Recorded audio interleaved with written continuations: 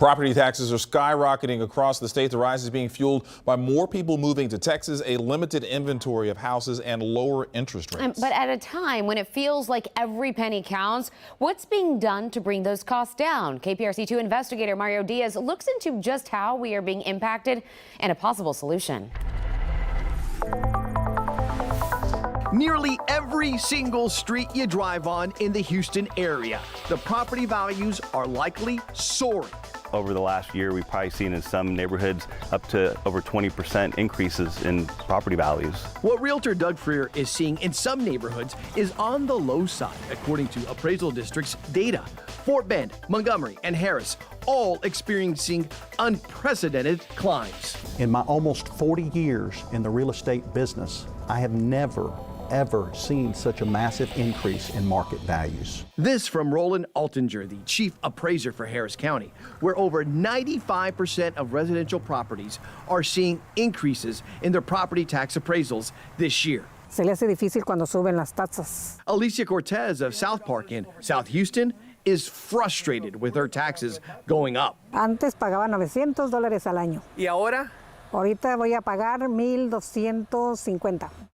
Her neighbor James, a small business owner right down the street, shared what an increase means to him. $400 more. Hundreds more, and the neighborhood isn't looking any different. I see trash there, I see trash there, I see trash there. Is the neighborhood better off? No, it's not. The real silver bullet at the end of the day is that we keep up our commitment to property tax relief. State Senator Paul Bencourt authored Senate Bill 2 in the 2019 legislature, designed to keep cities and counties in check by forcing an election before increasing revenue by more than 3.5%. You say the silver bullet is to keep a commitment towards property tax relief. Absolutely.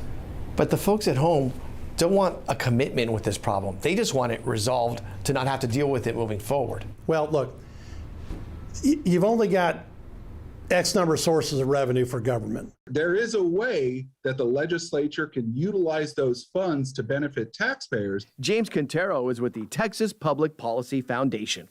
He says the simple solution is for the legislature to tap into the state's surplus, which Bencourt says is around $24 billion. The play here is to pay down the biggest fee homeowners face, their school district maintenance and operations tax. We can actually compress that tax rate all the way down to zero, and that will provide people with lots of tax relief.